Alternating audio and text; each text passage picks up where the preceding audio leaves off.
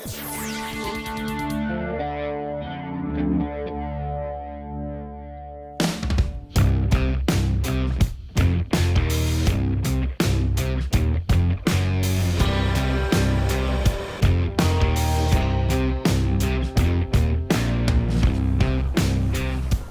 this episode of TFL Off-Road, I'm going to show you exactly how you can build an ultimate Toyota 4Runner Overland camping rig. When you're starting with something like this, a factory TRD Pro 4Runner, you can actually turn it into that. But in order to do this, I came to Toy Tech right here in Denver, Colorado, and I need the expert Hugo to tell me exactly how this is possible. Hello guys, my name is Hugo. I'm from Toy Tech Lift here in Denver, Colorado. And yeah, let's talk about our TRD Pro 4Runner. So what we have going on here, we have a beautiful, hefty Fabworks front aluminum bumper. They're based here in Colorado Springs. The reason why we did this bumper is because, you know, overlanding equals a lot of weight. These 4Runners are pretty heavy out of the box, so we wanted to save weight and also strength. So this bumper only weighs 67 pounds, more or less. It's aluminum, which is corrosion resistant. Also, it's super strong. And as you can see, it's capable of carrying a few lights and, of course, a lot of recovery gear, like your winch, a little rigid light bar, or Baja designs, or any light of your choice, which you can get through us. We also sell lights. This 4Runner, the white one, yes, started out as a TRD Pro, correct? Yes, correct. So I've been talking to a lot of people about building up 4Runners, and they're saying, you know, if you actually want to go this way, yeah, right, maybe the TRD Pro is not the right choice to start with. Maybe it's something else like a TRD Off-Road. What would you say to that? So honestly, we usually recommend, you know, if you have any plans of upgrading your vehicle, I will say start with the TRD Off-Road, since you already have the rear locker, crawl control, a couple features from the TRD Pro into your TRD Off-Road. Save yourselves a few $1,000s and upgrade the suspension, you know, tires, wheels, armor is very important, recovery gear is very important, so you still have a little bit of money left to play with. But this is a TRD Pro, so yes, you're getting, you know, some interior touches, some higher end features, right? Correct. So let's go to the suspension, because that's yes, very important, absolutely. Right? So I know you have like a million choices. Absolutely. So what do you have on this one? So on this one we have an Elka suspension, which is this setup right now. It's considered a mid-travel suspension. We upgraded the upper control arms, Total Chaos, lower control arms, Total Chaos 2, which are also really strong and articulate so much better than your factory lower control arms. Suspension-wise, what Elka did, we're working now with forged aluminum shock bodies, which under a lot of stress on the suspension, higher speed, rock rolling, even for daily driving, the aluminum maintains the internals of the shocks more on the cooler side, so you don't sacrifice ride quality or performance. Another cool feature, if you see right here on the remote reservoirs, you have your highest speed and lowest speed adjustments. So on a Saturday, if you want to go play on the sand dunes, go right ahead. Next weekend, you want to go to Moab and do a little bit of rock rolling, play with the lowest speed adjustment. We offer our own brand, the Toy Tech Bossa Luma series. We offer from Bilsing shocks, IBAC, Old Menimu, BP51s to King to Icon. So is this like more of a premium setup, like a high-end system like on this one? Absolutely. This is kind of like a do-it-all type of suspension. Also, very important for my friends that like overlanding, spring rate. It's very important. If you are planning on adding all this weight on the front end of the vehicle, don't forget about your skid plates as well. They also add weight on the front end. The spring rate, it's very important. In this case, we're using a 700-pound spring rate to minimize the preload and gain a little bit more suspension travel. You know, so we don't stress the suspension. So it's important to know exactly what your vehicle weighs to begin with, right? Exactly. And then when you're adding weight like bumpers, winches, etc., you can calculate that, right? That is correct. Okay. 100% correct. So let's talk about the rear suspension a little bit more. I see you have a remote reservoir also in the Elka suspension as well. Absolutely, yeah. So Elka includes out of the box, you know, your high speed, low speed adjusters as well, which actually for the rear end, they come in handy for overlanders that they have, you know, a rear bumper drawer system just like this one. When they're fully loaded, you can always play with the adjusters a little bit and reinforce your rear end as well. A lot of people forget about reinforcing the rear end. So a good idea, it's always to get aftermarket rear links, rear upper control arms, and your panhard bar just to keep that axle straight with your body. The amazing thing about these shocks is that they're fully rebuildable. So, you don't have to buy a new suspension for a long time. What's the total height change? Because when looking next to the stock one, it's pretty dramatic. Yeah, it's 3 inches of lift. 3 inches of lift. But the tire is also bigger. Yeah, the tires, they're 285 70/17s, which is considered a 33-inch tire in most cases. It does definitely add a little bit more ground clearance, so it makes the truck a little bit taller too. So. And the approach angle is amazing. I thought the stock approach angle on the TRD Pro was good, but this is insane. Oh, absolutely. Yeah, Hefty's really good at designing his really nice approach angle. Yeah. So without sacrificing any strength on the bumper. So. Yeah. Okay, absolutely. So we did the tires and suspension. Can you show me what's under the hood? Because there's a secret under there. It is a very nice secret. Let me pop the hood. So it looks standard, right? Yeah. Your TRD Pro. Whoa, dude! A supercharger, really? Absolutely, yeah. Our really good friends from Magnuson were kind enough to send us a supercharger, and this is nothing but fun. We gain about 100 horsepower out of this setup, professionally tuned, which we do actually install superchargers here. And we team up with AFE with a nice color intake, so it helps the supercharger breathe a little bit better on the engine and all this equipment. So it's really fun to go I-70 now.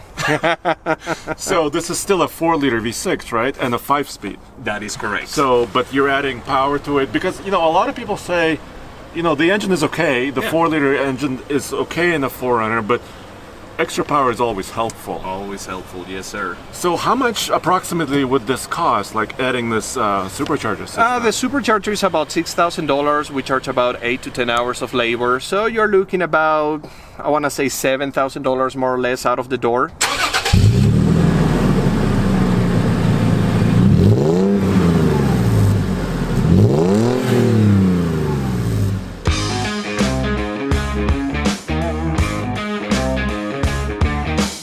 So let's talk about a little bit about protection. Looking at kind of the rock rails and steps. Absolutely. So now here on the sides we have Hefty Fabworks rock sliders.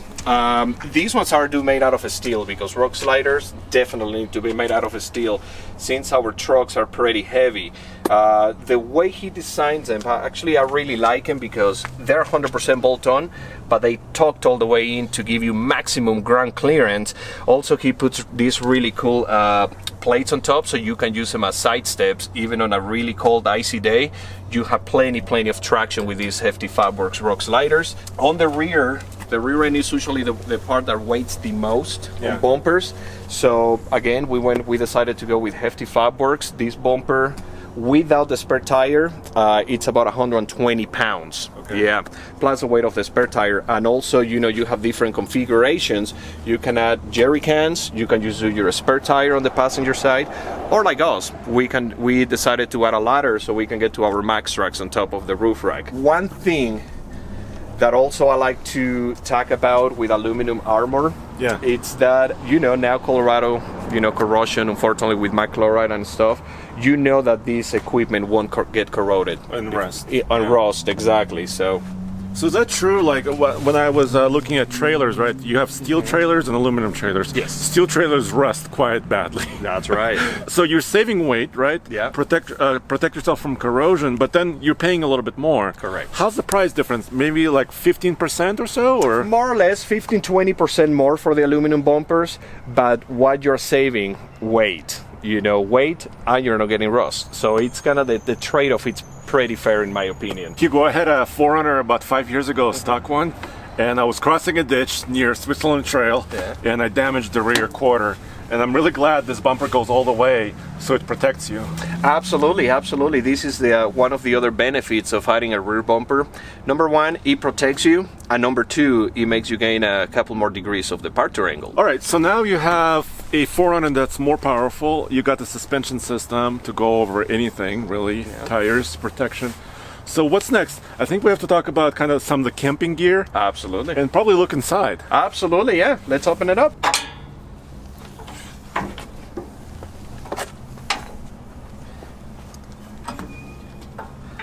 All right, let's see. All All right, so let's talk about some storage options here. Absolutely. So what we have over here, some ARB drawers. Really top quality, and also the great thing about ARB, they make them on different sizes. When it comes to overlanding, usually I recommend, take your vehicle camping, start making a list, inventory of, I want to do a fridge, I want to do drawers, because they also have a 5-inch high drawer system where allows you to put a fridge on one side. In this case, we don't have any plans of adding a fridge, so we decided to add 2 drawers the same size, and to keep a little bit of recovery gear inside. So, and another good thing, this is an upgrade from Toyota. I think they are still making them. Yeah. So you can actually slide out your drawers in case if you need them. So pretty cool option. Yeah, some 4Runners have this option, the sliding tray, but some don't. Exactly. But it's pretty handy, so you can reach a little bit further, right? Exactly. Yeah. That's exactly right. And these drawers are actually pretty strong. Actually, I've sat on top of them and they held me. So that's pretty good. I'm actually very impressed with this bumper system, also because after mounting the tire and the ladder system and adding quite a bit of weight, it's still very solid, as you can see, and it doesn't make any noise. That's pretty impressive. So Hugo, can you kind of walk me through any additions right here on the inside? So pretty much on this 4Runner from Toytech, we wanted to keep it very simple. The only addition that we did on the interior is this really nice small switch panel, because we only have 2 lights. So super easy, it bolts right into your factory cubby over here. No drilling required, so yeah, 100% bolt on. And I can kind of see, is this a 2015? So it's a slightly older model. Correct. This is a 2015, yes sir.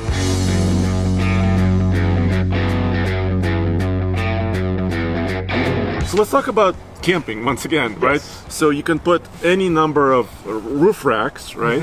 And then maybe a tent on top of there if you want to, or maybe carry extra gear. Absolutely.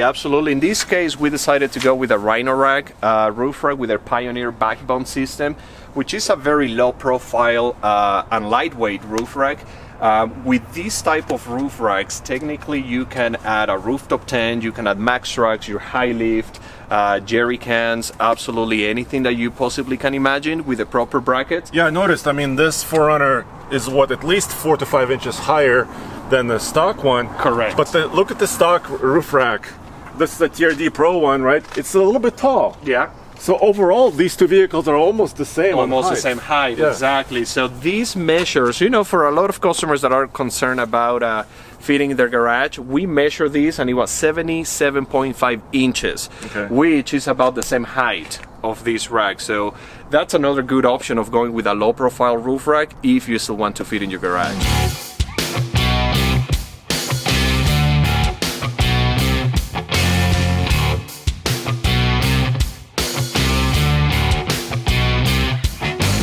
All right, finally, I gotta know, how much is somebody spending on investing on a vehicle like this? Absolutely. So something like this, if you guys want to go all out, we're looking somewhere about $20,000 to $25,000. But here at Toytech Lift, we try to find the proper equipment for your specific needs. We work on any single budget, depending on your needs. And also, if you want to go all out, you're more than welcome to give us a call. If you are building something in a budget, we're more than happy to help you out as well. Yeah, dude, that makes a lot of sense, right? You can start with bumpers or suspension. If you want more power, you can add that later, right? Absolutely. So that makes a lot of sense. So if you're buying a stock, let's say TRD Pro for about $50,000, or TRD Off-Road 4Runner for about $40,000 to $45,000, I mean, you're still within 70 grand, like all in. So it's reasonable in the world of overlanding, I think. So speaking of different prices, right here we have several generations of 4Runners. Yes. So Hugo, can you quickly walk me through these? Absolutely. So here we have a 4th generation 4Runner. These were made from 2003 to 2009. We all use different setups. David, it's a rock roller. This one is mine right here, my personal 4Runner. I'm the Overlander. I just like going camping and going a little bit fast on washboards. I can see your tent. Exactly, yeah. I have a fridge in the back, got a kitchen setup, drawer system. So I'm the Overlander on the company over here. We got Celeste with a 3rd gen 4Runner. These ones were made from 1996 to 2002. She also likes to camp, but tackle a little bit more of moderate trails. We got rigs over here. Not the Dodge. Not the Dodge. And we got rigs over here as well. He likes to tackle very hard trails with his setup. So yeah, I mean, we can build, you know, from a rock crawler to an overlander to just a weekend warrior type of vehicle as well. All right, on the next episode of TFL Off-Road, Hugo, I want to see you on the trail. It'd be cool to off-road together. Absolutely, I'll definitely love to do that. Maybe we'll bring this bad boy to the trails. And as always, guys, go back to TFLoffroad.com for all the latest news, views, and real-world independent and honest reviews.